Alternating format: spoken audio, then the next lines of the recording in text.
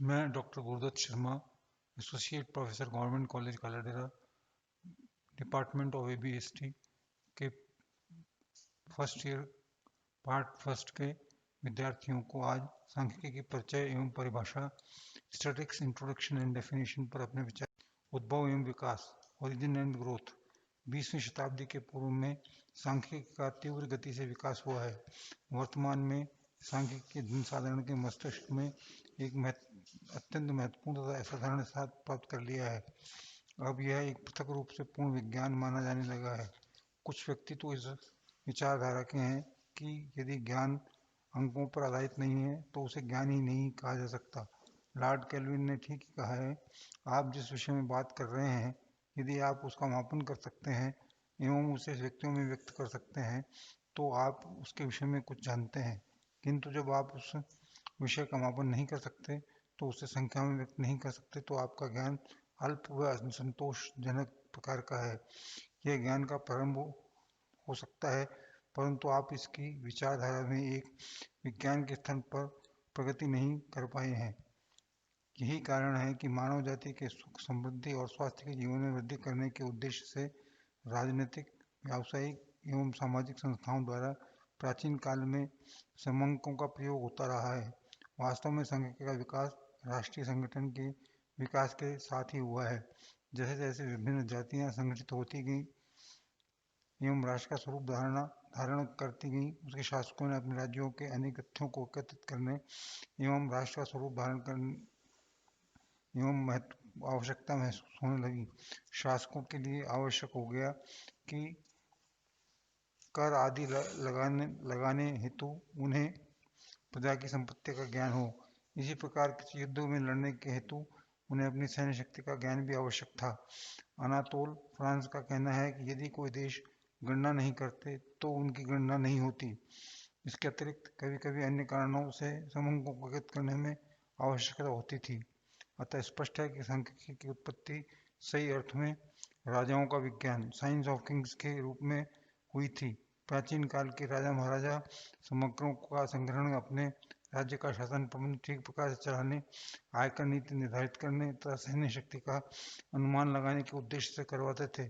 इस प्रकार के आंकड़े 3050 ईस्वी पूर्व विश्वविख्यात पिरामिडों में के निर्माण हेतु मिस्र के सम्राट द्वारा एकत्रित करवाए गए थे। इसके पश्चात 1400 ईस्वी पूर्व सम्राट रेमिनसन ने द्वितीय ने भूमि की उचित वितरण एवं भूमि संबंधी तथा मूसा सम्राट ने जातियों की गणना करवाई थी।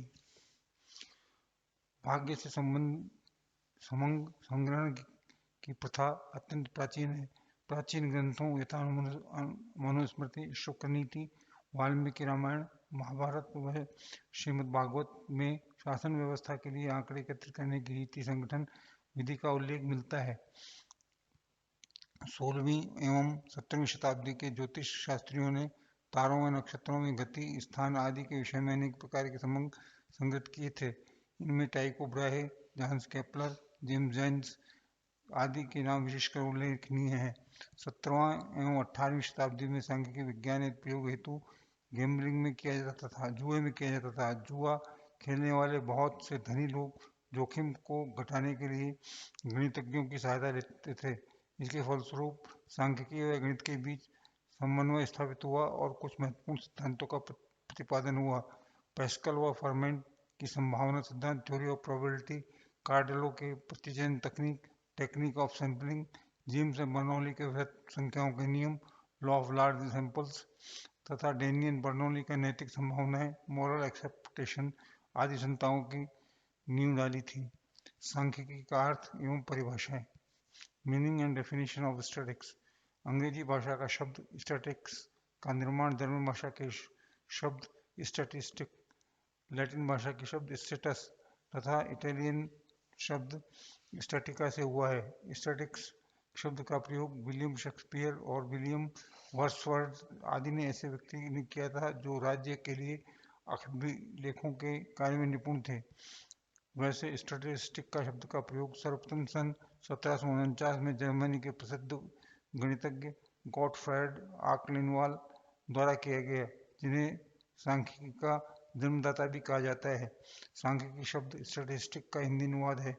फादर कामिक बुल्के ने अंग्रेजी हिंदी कोश में स्टैटिस्टिक्स शब्द के दो अर्थ दिए हैं। प्रथम बहुवचन संज्ञा के रूप में, द्वितीय एकवचन संज्ञा के रूप में।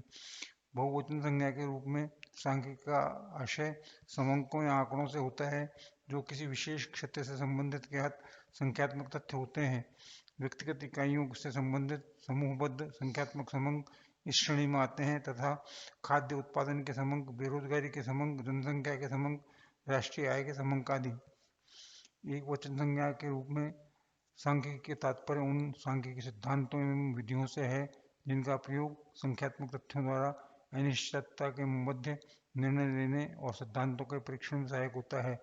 इसमें समंकों का संग्रहण, कलेक्शन, वर्गीकरण, क्लासिफिकेशन, प्रस्तुतिकरण, प्रेजेंटेशन, विवरण, डिस्क्रिप्शन, विश्लेषण, एनालिसिस एवं निर्वचन, इंटरप्रिटेशन आदि से संबंधियों की रीतियां सम्मिलित की जाती हैं।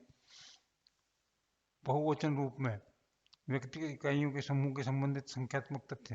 एक वचन के रूप में समंकों के संग्रहण, विश्लेषण एवं निर्वचन के विज्ञान के रूप में। वास्तव में सांख्यिकी की परिभाषा निश्चित करना अत्यंत कठिन है एवं विवाद का विषय है। इसके अनेक परिभाषाएं प्रस्तुत की गई हैं। सन 1859 में क्वेटले ने विभिन्न 180 परिभाषाओं की सूची तैयार की थी।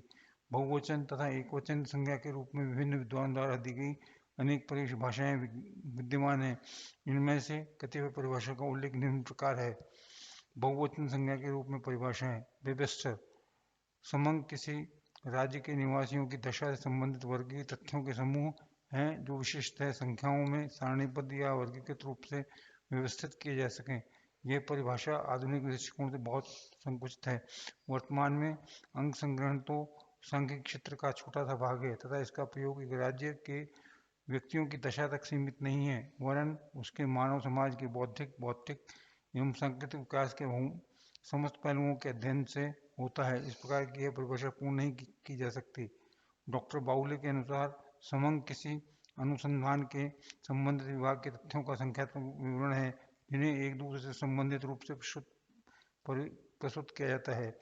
इस परिभाषा में समंकों को तीन विशेषताओं का वर्णन किया गया है। पहला, समंक अनुसंधान के किसी क्षेत्र से संबंधित तथ्य होते हैं। दूसरा, समंक संख्याओं के प्रस्तुत तथ्य हैं। तीसरा, ये सजातीय व तुलनीय होते हैं। कॉर्नर के अनुसार समस्त समंक किसी प्राकृतिक व सामाजिक घटना की माप, गणना या अनुमान है जिन्हें व्यवस्थित रूप से विन्यासित कर उन्हें पारस्परिक संबंधित प्रतिदर्शित किया जाता है। यह परिभाषा सांख्यिक रूप से संकुचित बनती है। वास्तव में समंक केवल सामाजिक व प्राकृतिक घटनाओं को उल्लेख किया जाता है, वरन अन्य समस्याओं का अध्ययन भी इसमें सहायता से संभव है।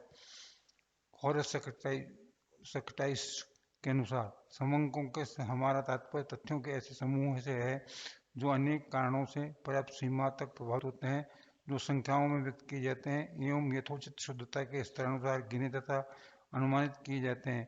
किसी पूर्व निर्धारित उद्देश्य हेतु वो व्यक्तिगत व्यवस्थित ढंग से संग्रहित किए जाते हैं और एक दूसरे से संबंधित रूप से प्रस्तुत किए जाते हैं। इस प्रकार की परिभाषाओं में विश्लेषणात्मक वर्णन करती तथा इसमें वे सभी विशेषताएं विद्यमान है जो समंकों में होनी चाहिए, अतः इसे सर्वश्रेष्ठ परिभाषा कहा जा सकता है। हॉरेस सेक्रेटाइस की परिभाषा की विशेषताएं। सांख्यिकी शास्त्र में हॉरेस सेक्रेटाइस की परिभाषा विशेष महत्व की मानी जाती है। इसी परिभाषा के आधार पर निष्कर्ष निकाला जाता है कि सभी सांख्यिकी समंक होते हैं, लेकिन सभी संख्यात्मक तथ्य समंक नहीं होते।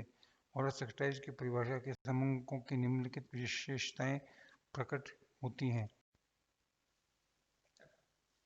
हॉरेस सेक्रेटाइस की परिभाषा की विशेषताएं। सांख्यिकी शास्त्र में हॉरेस सेक्रेटाइस की परिभाषा विशेष महत्व की मानी जाती है। इसी परिभाषा के आधार पर निष्कर्ष निकाला जाता है कि सांख्यिकी समंक तथ्य होते हैं, लेकिन सभी संख्यात्मक तथ्य समंक नहीं होते। हॉरेस सेक्रेटाइस की परिभाषा से समंकों की निम्नलिखित विशेषताएं प्रकट होती हैं। पहला, समंक तथ्यों के समूह होते हैं। Statistics are aggregative of facts. समंक तथ्यों के समूह होते हैं। किसी एक तथ्य के समंक को नहीं कहा जा सकता। Not a denim but is the data are in the subject matter of statistics. किसी एक विद्यार्थी की लंबाई, एक व्यक्ति की आय, एक व्यक्ति विद्यार्थी के लिए विषय के प्राप्तांक समंक नहीं कहे जा सकते। सांख्यिकी के दृष्टिकोण से किसी एक व्यक्ति से संबंधित अध्ययन का कोई महत्व नहीं होता। तथ्य किसी समूह से संबंधित होने चाहिए। किसी एक सदस्य से नहीं। दूसरा, समंक संख्या के रूप में व्यक्त होते हैं। Statics are numerical statements of fact. समंक की यह मुख्य विशेषता है कि वे संख्या में व्यक्त किए जाते हैं, अर्थात यदि कोई सूचना या तथ्य अंकों के रूप में व्यक्त की जाती है तो उसे समंक कहा जाएगा। गुणात्मक अभिव्यक्ति समंक नहीं है, यथा वह बूढ़ा है, अमुक युवा है, अंधा है, अच्छा है, बालक है, रोजगार में लगा है, धनवान है, गरीब है, अशिक्षित है आदि। इसके विपरीत इन्हें संख्यात्मक अभिव्यक्ति दी जाए तो ये समंक कहलाएंगे, यथा उनकी आयु 80 वर्ष है, राम की आय 300 रुपये प्रति माह है आदि सूचनाओं में यदि समूह के रूप में व्यक्त किया जाता है तो ये समंक कहलाएंगे। समंक अनेक कारणों से पर्याप्त सीमा तक प्रभावित होते हैं। Statics are affected to a marked extent by multiplicity of causes. किसी भी समस्या से संबंधित समंक अनेक कारणों से पर्याप्त सीमा पर प्रभावित होते हैं। उदाहरण के लिए, किसी देश की जनसंख्या से संबंधित समंक उस देश एवं जन्म एवं मृत्यु दर, परिवार नियोजन की प्रगति, आर्थिक उन्नति, जलवायु, शिक्षा, जीवन स्तर आदि बातों से प्रभावित होते हैं। चौथा, समंक गणना तथा अनुमान द्वारा संग्रहित किए जाते हैं। Statics are collected by in commerce of the estimation. समंकों का संग्रहण या तो गणना द्वारा तथा अनुमान द्वारा किया जाता है। व्यवहार में दोनों ही विधियां स्वीकार की जाती हैं। गणना या अनुमान में से किसे चुना जाए, यह अनुसंधान कार्य के क्षेत्र एवं उसके उद्देश्य पर निर्भर करता है। यदि जांच का क्षेत्र सीमित है और गणना संभव है तो समंकों का संग्रहण गणना द्वारा किया जाता है, अन्यथा अनुमान या संभावना द्वारा संग्रहित किए जाते हैं।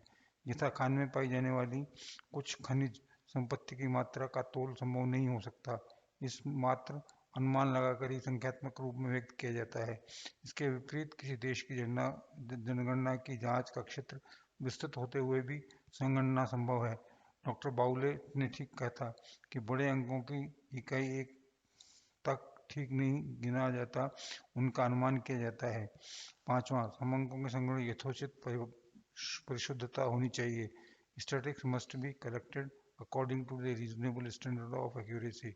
समंकों का अध्ययन गणना एवं अनुमान के आधार पर किया जाता है, किंतु इस क्रिया में 100% सटीकता न संभव है न आवश्यक है, क्योंकि सांख्यिकी में हम औसत समस्याओं का अध्ययन करते हैं, न कि व्यक्तिगत।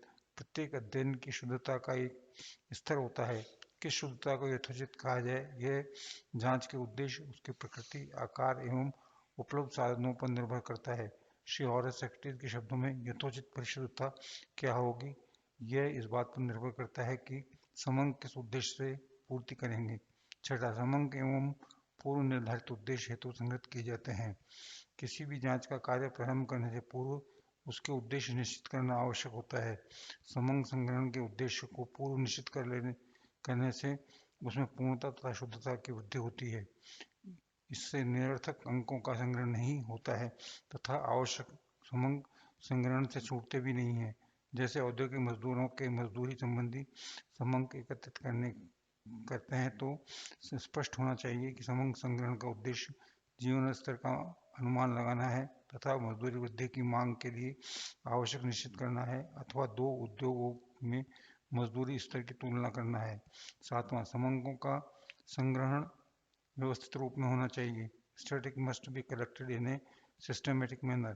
समंकों को एकत्रित करने का कार्य व्यवस्थित ढंग से किया जाना चाहिए, क्योंकि एकत्रित समंकों का प्रयोग किसी समस्या के अध्ययन और समाधान के लिए किया जाता है। हॉरेस सेक्रेटरी ने ठीक ही कहा है, बिखरी तथा असंबंधित संख्यात्मक जानकारी सुने गए यदि यहाँ वहाँ से मनमाने साधनों से संग्रहित की, जिनका चयन किसी सामान्य आधार पर नहीं किया गया हो, संख्या तथ्यों को समंक कहना इस शब्द का भ्रमात्मक उपयोग है। अतः समंक संग्रहण की योजना बनाते समय यह निश्चित किया जाना चाहिए कि उसके संग्रहण का उद्देश्य क्या है, किस प्रकार समंक एकत्रित करने और समंक संग्रहण की किन विधियों का प्रयोग करना है। समंक परस्पर संबंधित होने चाहिए। Statistics are to be placed in relation of each other.